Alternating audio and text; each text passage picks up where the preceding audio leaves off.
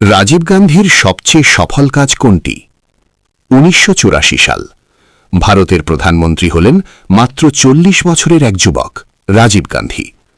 অনেকে বলেছিলেন তিনি অনভিজ্ঞ, কিন্তু ইতিহাস আজ বলে এই মানুষটি আধুনিক ভারতের ভিত গড়ে দিয়েছিলেন। ১৯৮০ দশকে যখন কম্পিউটারকে ভয় পাওয়া হতো, তখন রাজীব গান্ধী সাহস করে বলেছিলেন ভবিষ্যৎ প্রযুক্তির। তার আমলেই প্রথম সরকারি দপ্তরে কম্পিউটার চালু হয়, ব্যাংকিং সিস্টেম আধুনিক হয়, রেলওয়ে রিজার্ভেশনে প্রযুক্তি আসে। তিনি প্রথম বুঝেছিলেন যুব সমাজ যোগ প্রযুক্তি শক্তিশালী ভারত। রাজীব গান্ধীর উদ্যোগে আধুনিক টেলিফোন এক্সচেঞ্জ, ডিজিটাল যোগাযোগ ব্যবস্থার শুরু, সাধারণ মানুষের ফোন পাওয়া সহজ হয়। শিক্ষায়ও তিনি আনেন প্রযুক্তিগত দৃষ্টিভঙ্গি, ইঞ্জিনিয়ারিং, বিজ্ঞান ও কম্পিউটার শিক্ষায় জোর দেন। আজকের ব্যাঙ্গালোর, হায়দ্রাবাদের আইটি হাব তখনই তার বীজ পেয়েছিল।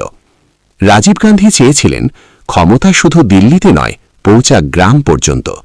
তাই তিনি আনেন পঞ্চায়েত ও স্থানীয় স্বশাসনের ধারণা, যা পরে ৭৩ ও ৭৪তম সংবিধান সংশোধনীতে রূপ নেয়।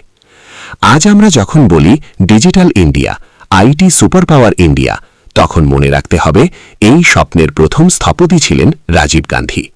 তাই ইতিহাস বলছে তার সবচেয়ে সফল কাজ ছিল আধুনিক ও প্রযুক্তি নির্ভর ভারতের ভিত করা। যদি ভিডিওটি আপনার মনে দাগ কাটে, তাহলে লাইক, কমেন্ট করে ভিডিওটি ছড়িয়ে দিন আর সাবস্ক্রাইব করে পরবর্তী ভিডিও দেখতে থাকুন।